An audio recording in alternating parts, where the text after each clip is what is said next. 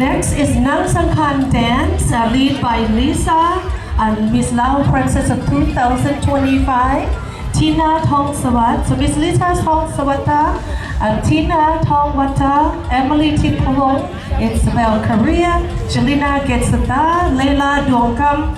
Talai Suksen Dao. Please welcome our dancers for Miss Nang Sangkan Dance. Please give them hands.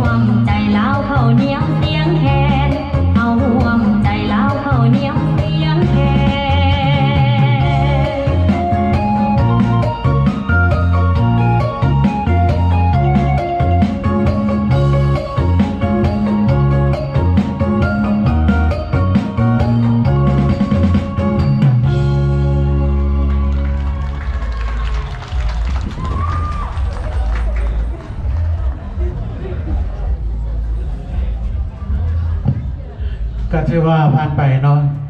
อันฟ้อนสำหรับบทฟ้อนนี้ก็มีความหมายหลายที่สุดเนาะคำว่าข้าวเหนียวเสียงแค้น สำหรับคนลาวของเฮาบ่ว่าจะอยู่มุมใดของโลกนี้ก็ถือว่าความเป็นลาวเฮาก็จะนำไปตลอดเนาะบ่ว่าแต่ลูกหลานของพวกเฮาจะเป็นลูกหลานที่ว่าเว้าทั้งภาษาอื่นได้ก็ถือว่าแฮงดีแม่นบ่Ciao, thank you so much. That's a beautiful performance from Miss Nang Sakan and her group, Napa by Lisa Thongwatsa. She is the Lao Princess of 2025. Beautiful performance. And again, they come out from this temple every Sunday. The girls have their practice and the gal also have practice here every Sunday with traditional dancing and traditional music instruction. คันว่าท่านใดอยากจะเห็นลูกหลานของตนเรียนรู้เกี่ยวกับประเพณีลาวขนบธรรมเนียมก็สำหรับสงกรานต์วัฒนธรรมลาวได้เปิดโรงเรียนประจำทุกๆวันอาทิตย์เนาะโดยแฮงของครูบาอาจารย์เพิ่นวาเลนเทียหรือว่าอาสาสมัครให้ต้อยนะเพราะฉะนั้นก็เรียนเชิญสำหรับพ่อแม่ท่านใดต้องการจะส่งลูกส่งหลานเขาเรียนภาษาลาวพร้อมโดยวิถีของประเพณีก็ขอให้เนาะก็ถือว่านี่ก็เป็นภาคส่วนหนึ่งที่ว่ามีความสวยงามที่สุดในกลุ่มประชาคมลาวคนลาวอยู่แห่งใดเก้าผมเบียงแพ้ข้าวเหนียวเสียงแคนและการประแดกจำเธอว่านั่นแหละคือคนลาวของเรา Wow, you make me hungry. He's talking about besides the tradition, delicious food that we offer. So the tradition would never end. Along with that, delicious food, right? Exactly. With padang, sticky rice, chicken with sticky rice. And don't forget the hair. Yes, and with the traditional, with the beautiful girls, they have the big bundle of their hair, beautiful. And also we have tamahung. Yes, papaya salad. This is not just that, but this is like a symbol of the great Lao people. Right. So it doesn't matter where we are around the world. This is how we are, who we are. We never forget. So thank you so much. Thank you so much for preserving our cultural. That's right. เนาะ Yes. เพราะฉะนั้นแสดงว่าเพิ่นบอกว่าคำพูดว่าสังกินแฮมเบอร์เกอร์นี่3มื้อ4มื้อหรือ5มื้อนี่จอยถ้ามากินข้าวเหนียวข้าวเดียว1ฟื้นประมาณนี้เพราะฉะนั้นขาดบ่ได้ข้าวเหนียวเจ้าจะสิไปสเต็กไปกินสเต็กกันสิ้นละ100 200กลับมาเฮือนเฮาก็จะกินข้าวเหนียวกับปลาแดกอยู่แล้วแม่นล่ะไปใส่คือกันจะเป็นดนตรีมวนปานใดมาเด้อดนตรีหรือว่าดนตรีสมัยใหม่คักปานใดจะเป็นแรปอย่างแต่คันเสียงแค่ขึ้นโอ๊ยขึ้นโอ้โหสารวัตรบาทเฮานี่ข้าแท้พี่น้องเอ้ยเบาๆลงมาให้น้องมันเต้นซะก็สนั่นเพิ่นบอกว่าเขาเรียกเสียงแคนผู้หญิงกันเนาะมีหญิงลาวของพวกเราถ้าว่าได้เก้าผมเงียนเพียงแพ้แล้วก็สิ้นใหม่แล้วก็เป็นเบิดขนาดความงามนี่บ่ให้เว้าเลยเนาะเอา Ladies and gentlemen, welcome again with the another performance. This is called นักสะดุ้งอวยพรนักสะดุ้งอวยพรพร้อมด้วยเสียงระนาดก้องปีขอเสียงตบมือดังๆต้อนรับน้องน้อยยูวสลาวเฮียมาเฟรชโนจากองค์เรียนซันเดย์นะคะวันอาทิตย์ของศูนย์กลางลาววัฒนธรรมลาวเมืองเฟรชโนRight, beautiful performance, music and dance combined. นักสะดุ้งอวยพรปีใหม่จาก Lao Community Culture Center. So they also can dance to our Yes, yes. มันบอกว่าจะสุนังเบิงซื่อๆให้นางยิ้มนางหัวนางขี้คิ้วหยิดคางฟ้อนน้ำกระแหงดีบ่ให้นางเสยๆพับตาโปกๆว้าวได้พี่น้องเอาแบบมวนๆเลยคนไหนน้ำกันเลยตบมือแฮงค่ะ Ladies and gentlemen, please welcome. Welcome. Please welcome to join them, dance along with them. And again, one more time. นักสะดุ้งอวยพรปีใหม่จาก from Lao Culture Center of Fresno.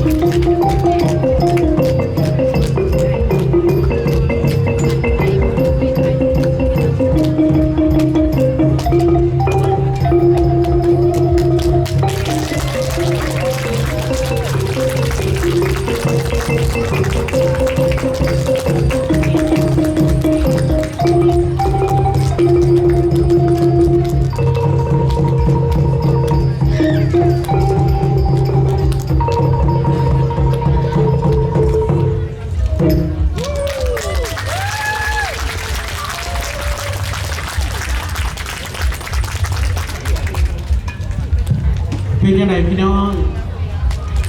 กาเฟสติวัลแหละ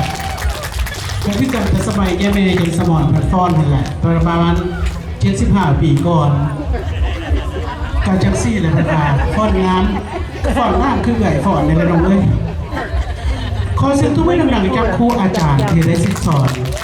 น้องน้อยอยู่ประสงค์ของพวกเรา It is a great opportunity to provide this I want to say success training. Thank you. So the beautiful performance from Lao Culture Center of Fresno, and that is music instrument and dancing together. So, God, very proud, just like you said. Very คือว่า proud. ความจริงแล้วเนาะการแสดงว่ามัน just a showcase ว่ามันการแสดงเพื่อว่าดนตรีซื่อๆการแสดงฟ้อนซื่อๆเนาะก็หอยยิ้มก็จิตใจก็รวมเป็นนำและอีกอย่างหนึงน่ะคานี่ I would like to show you this I would like to really suggest this or I don't know another word that I want to use you know you experience that all the instrument we not easily arrive in this country Right. เพราะว่าการคัดเลือกเนี่ยระนาดแต่ละหน่วยข้องวงแต่ละอย่างเพื่อจะนำมาฮอดประเทศนี้บ่แม่นเรื่องง่ายๆอันนี้ถือว่าเป็นเรื่องเสียสละแท้ๆเพราะว่าเป็นน้ำใจอันดีงามอีหลีของคณะศิษย์สอนและครูอาจารย์ของเพิ่นนี่แล้วต้องขอบใจขอเสียงตบมือดังๆให้เพิ่นนี่แน่ณสถานที่นี้ก่อนหน้านี้ก็ได้คัดเลือกแล้วก็พวกเราได้ชมแล้วก็ได้เบิ่งแล้วก็ได้มนต์ซึ้งกับอันนี้อยากจะบอกเนาะก็อยากให้เครดิตกับแมนอยากให้ความดีงามของเพิ่นกับแมนการต้นฉบับในขั้นต้นหลายๆศักราชที่ผ่านมากับแมนจากครอบครัวของท่านดร.บุญรัตน์สุขสวัสดิ์เพิ่นมาเหมือนครอบครัวเลย ขอบใจหลายๆเด้อ ต้องขอบใจละลายดร.บุญรัตน์สุขสวัสดิ์ที่มาเป็นแบบอย่างกับลูกๆหลานๆในสมัยหลายศักราชก่อนจนฮอดมื้อนี้ so this day we would see this because of somebody started before That's right. It just Right. needs somebody to start it before, and this is our mission, this is our purpose. We started here today, and we want to pass it on to the younger generation, so this way the younger generation can pass it on. As my brother mentioned Right. earlier, this music instrument equipment here at UC is not easy to bring it abroad, okay? Right. It's expensive, it's very